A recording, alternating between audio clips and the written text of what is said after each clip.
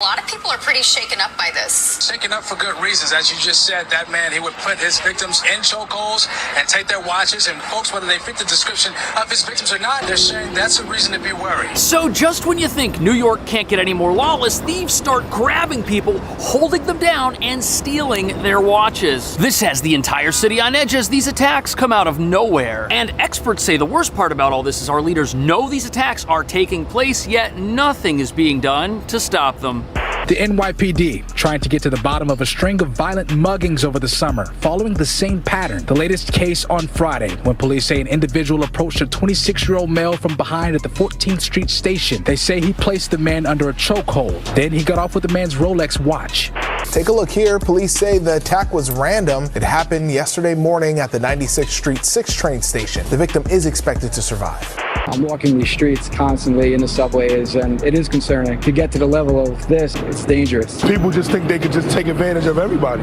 Just weeks before that, another man, just a year older, was approached in a similar manner on Morton Street. The alleged mugger walked away with, again, another watch. Yeah, I moved here because it's supposed to be a nice place to live, but yeah, I do see that a lot of crime has been going up, so it's definitely concerning as a resident. And now, where is this guy? He hasn't been arrested. Okay, so we have to pay attention.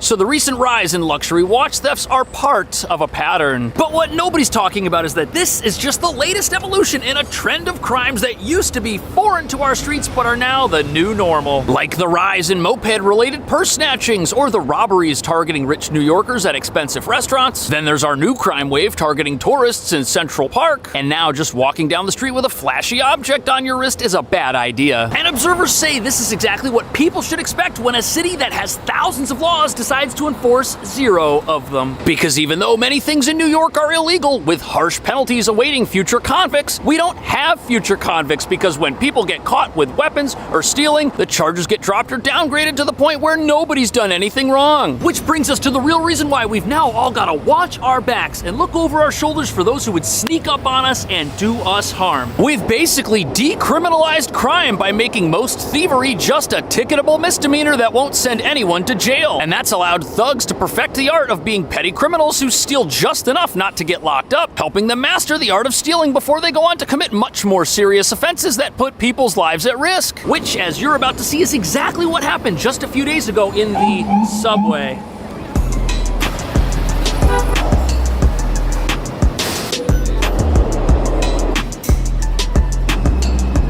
So here we are in New York City's gorgeous, modern, state-of-the-art subway system, and although there are National Guard troops and a surge of police officers throughout the system keeping people safe, this very station is the scene of a criminal's attempted escape after robbing somebody up on street level. It is the bottom of the hour, and we want to take you to look at this video. Take a good look at this man. Police say that he is wanted in a series of robberies across the city that involve putting the victim in a chokehold and then stealing their watches. This happened at least 3 times in the West Village in a span of... Man, can you believe this guy? He was up on street level, grabbing people, stealing their belongings, and then they got him on camera trying to use his Metro card to swipe into this turnstile right here. But there's a reason why the thief was in this particular neighborhood. Because even though the subway system looks like it's on its last legs, this is an affluent part of town with a lot of wealthy individuals. On top of that, this has happened 3 times in less than 2 months, revealing a disturbing pattern of crime that doesn't seem to be stopping anytime soon. And we're not just talking about some sneaky pickpocket here. No, this person is physically grabbing and restraining people as if New Yorkers didn't have enough to worry about as far as personal safety is concerned. Now we got this. Roaming psychopaths who think they're UFC fighters. That is a new low for this city. That being said, this type of crime mirrors other patterns of emerging crime that used to be completely unknown on our streets and in our subways, revealing that New York City is changing in ways everybody hoped would never happen. The NYPD trying to get to the bottom of a string of violent muggings over the summer. summer. I'm walking these streets constantly in the subways, and it is concerning to get to the level of this where, you're getting mugged. The mugger's victim, seen here at the station talking to police, visibly. So when a new pattern of crime emerges, the first thing the police have to do is they have to dig into it to find out exactly what's going on. And what they've realized is that all of it's taking place here in the West Village, a neighborhood where you have a high net worth of many of the local residents. But apparently watch crime isn't just a problem happening in New York. Apparently it's part of a growing national trend, with watches being stolen from people all over the place. Because not only has luxury watch ownership grown in popularity recently, there is a large secondary market for these things. Hence why they're getting stolen now off people's wrists. And if you think about it, New York City is the perfect place for criminals who want to do this, because you've got all of these pedestrians, you've got the subway right there on every street corner that you can use to try and escape, which this person did. They're still on the loose. Yet now you've got these brazen criminals who aren't just walking down the street, sometimes they're also riding mopeds down the street. They ride up on the sidewalk, or they run up behind you, take your belongings, and flee. This is something that most people here are totally unprepared for, and they shouldn't have to be prepared for it. We should have enough police to stop these bad guys and put them in jail, but that's not what our laws allow us to do. These people are getting released. Charges are getting dropped when it's time to prosecute these people, and when you realize that an expensive luxury watch can cost more than a car and it fits in your pocket, we shouldn't be surprised that our emboldened criminal population is now going after these things more and more often, in a manner that seems to just get progressively more ruthless. People just think they can just take advantage of everybody. Just weeks before that, back in mid-July, another man, just a year older, 27, was approached in a similar manner on Morton Street.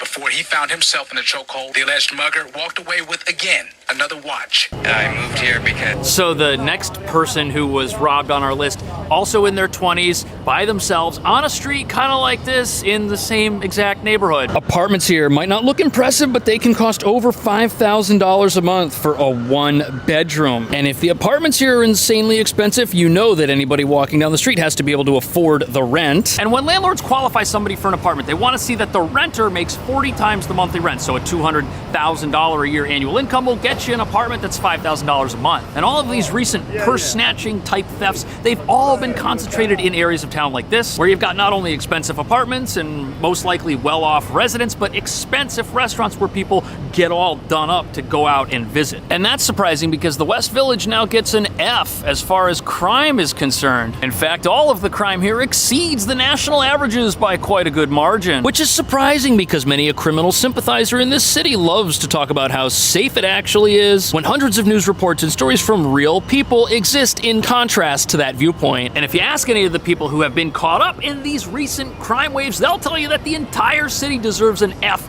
as far as crime is concerned, because this has been happening all summer long. And here we are at the end of the summer and nothing is being done about it. There's no plan, nothing's happened. And people are wondering what it's gonna take for there to be actual action on this. I moved here because it's supposed to be a nice place to live, but yeah, I do see that a lot of crime has been going up, so it's definitely concerning as a resident. Back in June, just 1 month before that attack, the same exact scenario.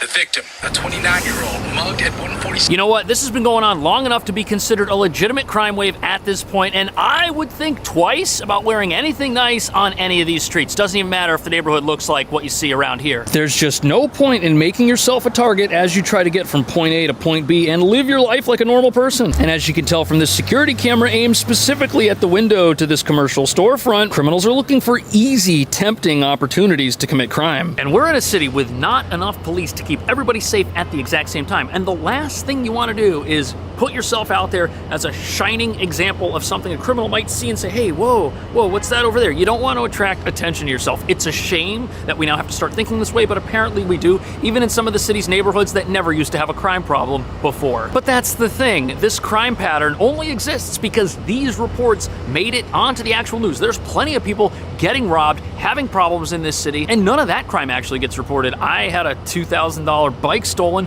a couple of years ago. Did I make a police report for it? No, that would be a total waste of time. Police in this city have more important things to do than try to track down one of the hundreds of stolen bikes that get taken from people every single day. But frighteningly, our criminals have figured out that if the people on the street are wealthy, what's inside their apartment might be worth a lot too. And sadly, as you're about to see, this presents an appealing opportunity to many criminals who want to make even more than they might make going after people walking down the street.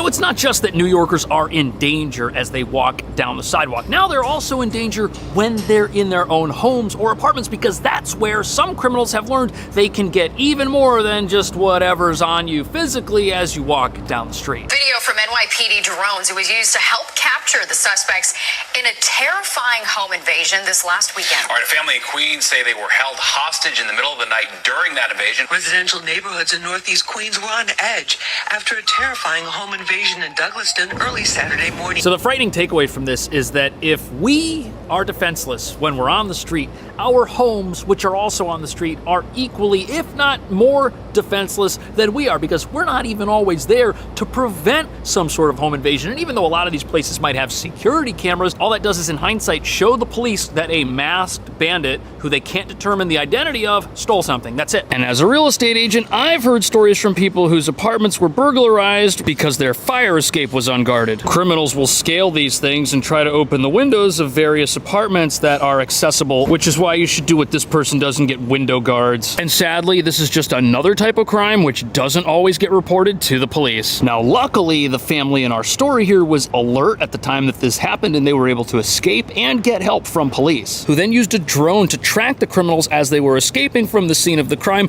hunt them down, and make an arrest. Yet sadly, for many of the people living in apartments like this that are relatively low security in high density residential parts of town, this same type of drone-related police response may not be available. Police say 3 Cambria Heights men broke into the home and held 8 people hostage. Officers from the 111th and 109th precincts, along with the emergency. So the scariest thing about this story is that when this home invasion took place, the occupants were there. That's gotta be absolutely terrifying. But it's important to remember that a lot of times when there's a robbery in an apartment, the robbery happens after the thief is let into the property. They don't necessarily have to break in, even though in this case they did, and robberies like this are becoming all more common. Late last year, for example, there was a robbery pattern involving criminals targeting young single patrons who were out at bars and nightclubs in the city. They would befriend these people and either rob them at the establishment or follow them home and steal much, much more, which could end up being financially devastating for someone who ends up having their life savings drained away in seconds. But sadly, the real reason why all of this crime is happening at an increasing rate shouldn't be surprising to anybody, because what we do in this city is, instead of arresting people and taking them to jail, we give them unlimited second chances. Which means not only do we release violent lawbreakers after they commit a crime,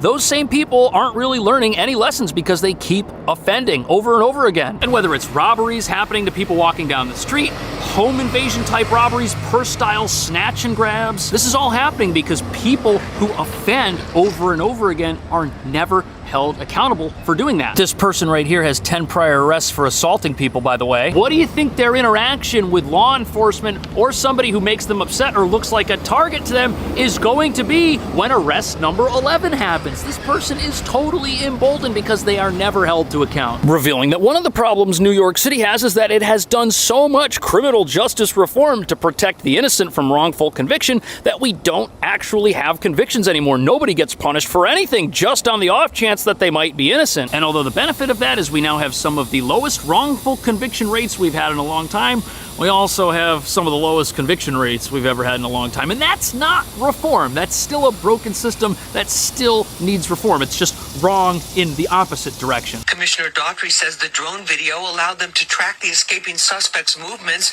in real time. The 3 men arrested in this home invasion are now facing charges of kidnapping, robbery, burglary, and other felonies. So these criminals who've been arrested here, they're facing a lot of time if they're actually prosecuted and convicted. But as we know, the chances of that happening are very slim, because there's not only a strong likelihood that some of the charges against them will end up being dropped, others will end up being downgraded to less serious offenses, and our system will find some way to miscarry justice and make sure that these people aren't actually remorseful for what they've done because there was no actual punishment. And even if the prosecution wins their case, it's still up to a judge in New York to hand down a sentence upon this person. And not only are judges barred from considering a person's past criminal history when they make new sentences, there's also a very strong likelihood that whatever judge it is will see these criminals as victims of a society that was unfair to them in some way and decide to go easy on them. That happens all the time here. But it gets even worse because we keep hearing from criminal sympathizers that New York is the safest it's ever ever been. Yet at the exact same time, they're saying that while we've got violent offenders with multiple prior arrests just wandering our streets. And the interesting thing about that, and the way that it relates to restaurant crime and sidewalk crime and purse snatchings,